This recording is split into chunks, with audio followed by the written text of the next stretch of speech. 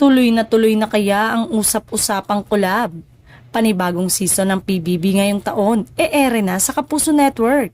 Usap-usapan ng balitang magkakaroon ng collaboration ang ABS-CBN Studios at GMA Network para sa ika-20th anniversary at ika-18th edition ng pinakasikat na reality show sa Pilipinas na Pinoy Big Brother.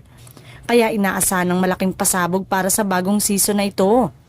Eto na kaya ang big balita ni Kuya ngayong January 27.